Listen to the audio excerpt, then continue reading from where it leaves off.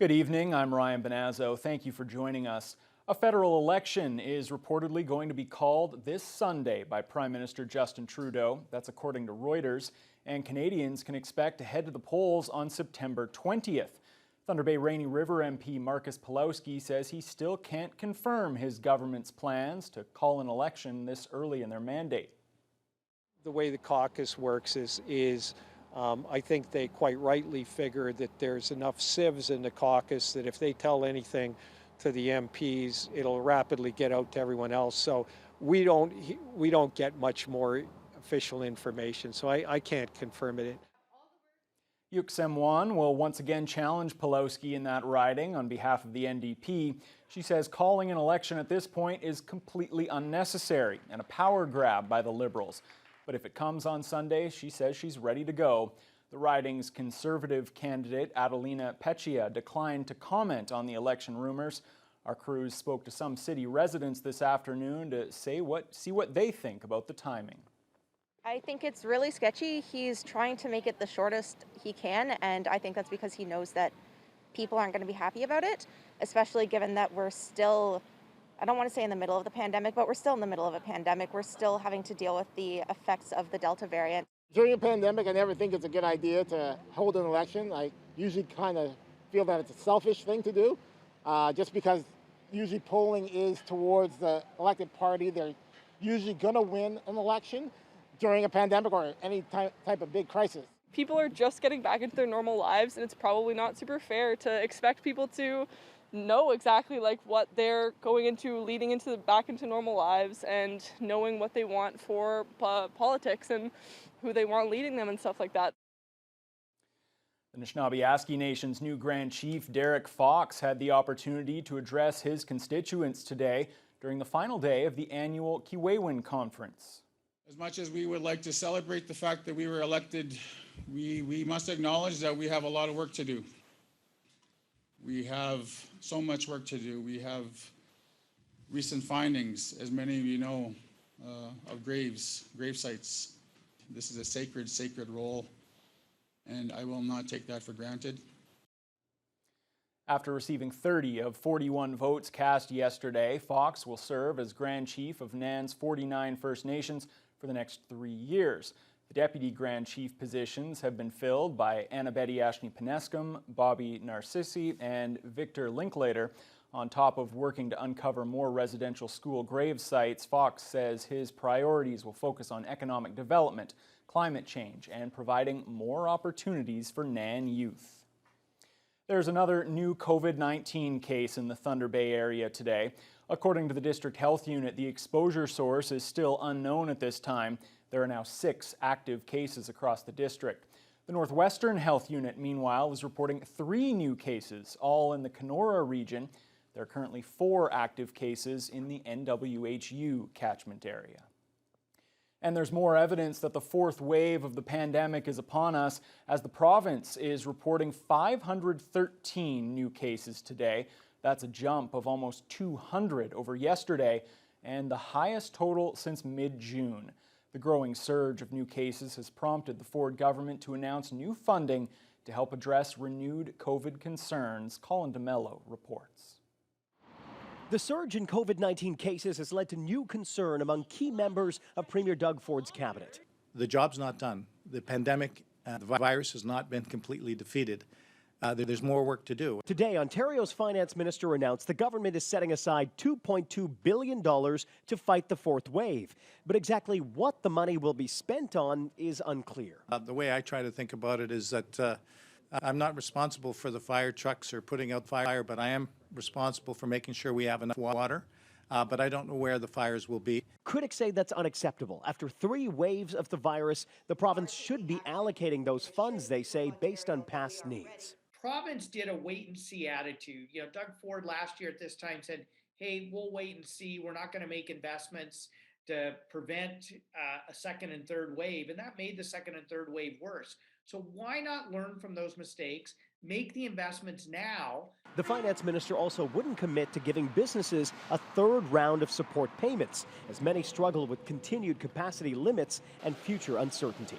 What I'm hearing, Colin, is that customer demand has really come back in most sectors robustly. The financial toll of COVID-19's third wave was also revealed. The government spent $2.2 billion since April on COVID supports alone, including $235 million for property tax and energy relief for businesses, $216 million for paid sick leave, $50 million for small business grants, and $33 million for the tourism sector. The paid sick leave is set to expire at the end of September, and the government is facing calls to extend it. Couple of weeks away from school coming back. We're urging Doug Ford not to get rid of the measly, paltry 3 days of paid sick days that he has brought to Ontario. While the government would not commit, the finance minister acknowledged that the province is now in a slightly better financial position, with a projected deficit of $32.4 billion. Forest fires in the Northwest region continue to burn. There is some good news to report, with no new fires starting up so far today. The number of active fires has also dropped from 114 down to 107. The Northwest region has gotten some much-needed rain, with 5 to 15 millimeters falling on the far north. Some other areas have gotten about 2 to 5 millimeters. The rain has dampened some of the larger fires, as well as some of those that recently started due to lightning strikes. But the largest blaze, Kenora 51, didn't see much of the rain. There have also been high winds in that area. The fire now measures more than 200,000 hectares. The southern edge is still about 20 kilometers from Wabasamung. Fire Officer Jonathan Scott says they're keeping an eye on the forecast.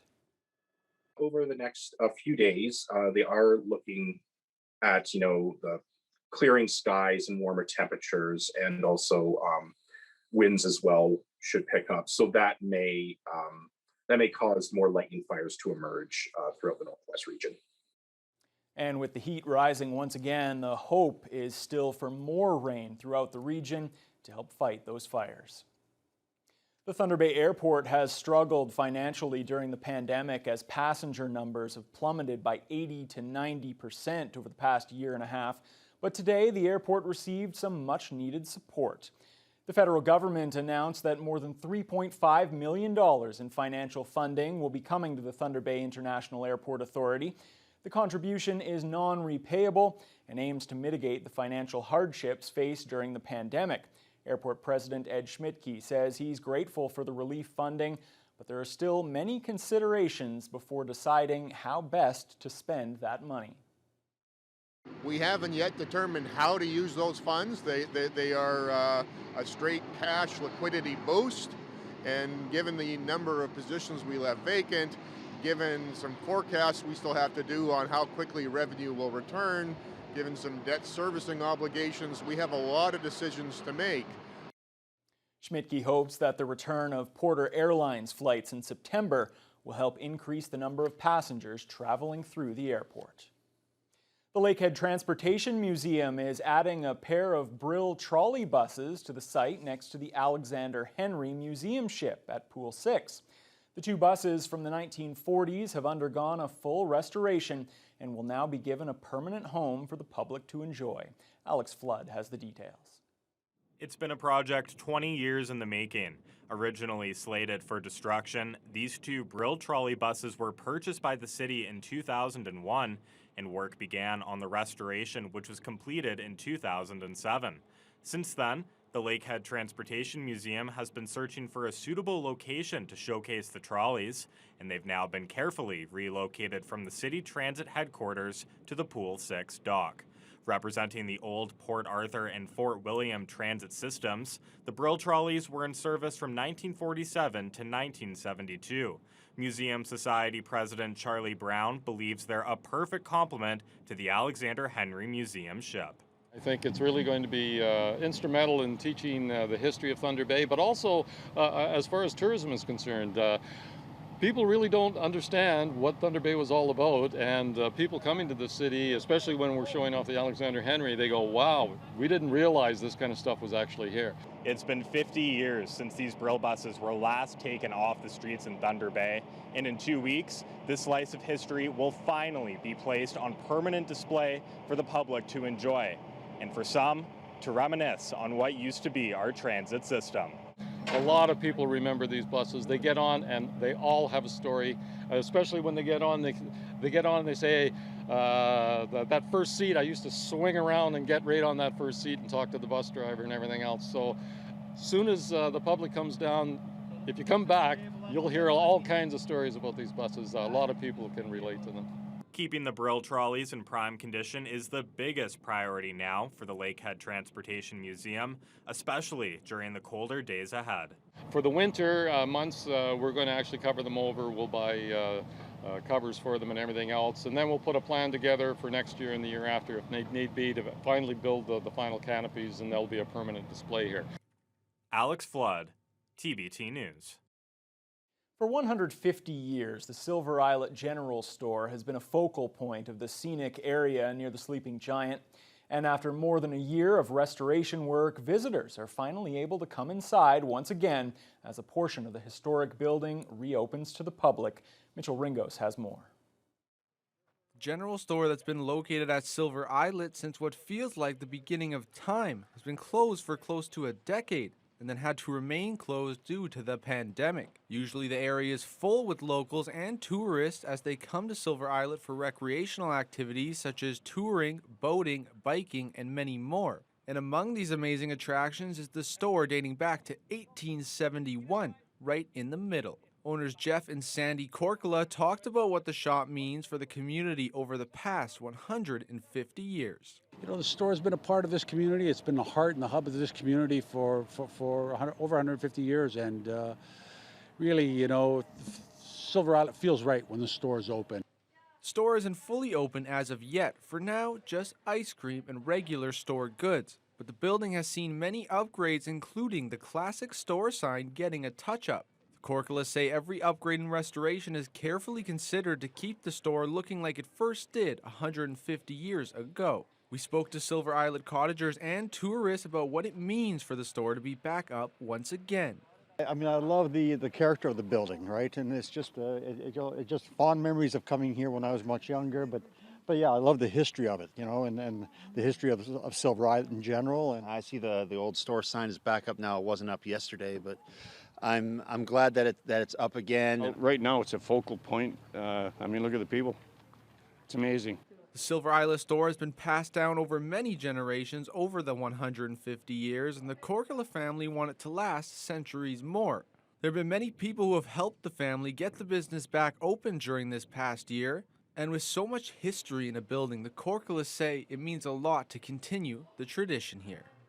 The last 30 years, 40 years of my parents and my brother owning the store and running it with my family, that is just something that, you know, you can't compare anything to. And for us to have made the shift in our careers to take over the store after they couldn't means a lot to all of us. And as you can see behind me, the 150-year-old shop here on Silver Islet, not fully open, just ice cream at the moment.